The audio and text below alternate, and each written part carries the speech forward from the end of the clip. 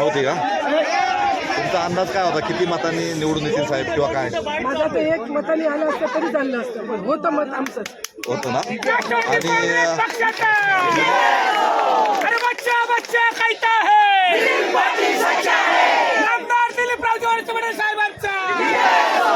लाडकी बहिणीमुळे काय फायदा झालाय का? लाडक्या बहिणीने तारून नेलं का?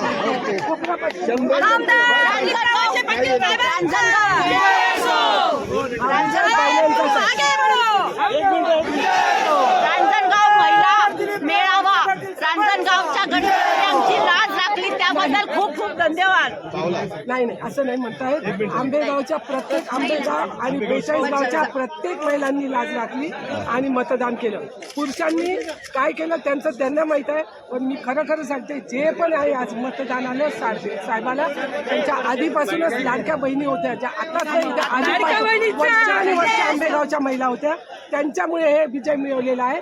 आणि आता आलेले ह्या 40 गावाच्या महिला, पण हा विजय फक्त महिला आणि तरुण पोरं जी आमच्यासोबत होती ती, बाकी लोकांचं परमेश्वर जाणं.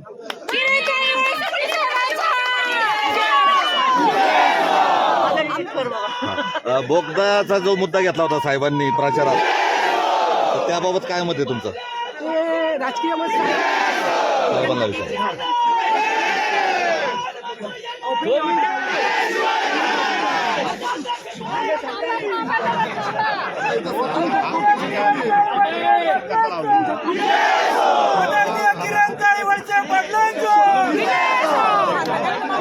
आता पूर्वाताई किंवा तुम्ही स्वतः किंवा तुमच्या सगळ्या सहकारी महिलांनी जो प्रचारात हिरारीन भाग घेतला, त्याचा सुद्धा यामध्ये विजयामध्ये काही मोठा वाटा म्हटलं तरी चालेल का? खालीचा वाटा तर प्रत्येकाचाच असते. तर सगळ्या महिलांचा आहे, त्यात माझा असेल, माझ्या मुलीचा असेल, ह्या सगळ्या माझ्या समोरच्या महिलांचा असेल, ज्या बघितल्या नाही त्या महिलांचा असेल, ज्या आयुष्यात कधीच भेटल्या नाही त्या, तो वाटा कधी विचारावा नाही किती टक्के आहे. सगळ्यांचं प्रेम हाच त्यांचा वाटा. माननीय किरणताई वळसे पाटील साहेबांचा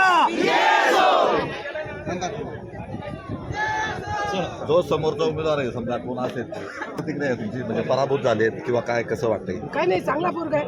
हां, फक्त त्याला मी एका आपल्या मंदिरमध्ये बोलली होती, हां, तुला पण आशीर्वाद. राजाभाऊ होता, त्याला म्हणलं तुला पण आशीर्वाद. सुरेश होता, त्याला म्हणलं तुला पण आशीर्वाद. पण येऊन तर माझा नवराच निवडून माझा पहिल्या दिवशीचा विश्वास होता, हा शेवटच्या मताच्या पर्यंत होता ना. आणि कोणाबद्दल वाईट बोलावं नाही. साहेबांची शिकवण आहे आणि आपले संस्कार आहे. त्यामुळे त्याला पण शुभेच्छा. शुभेच्छा ना.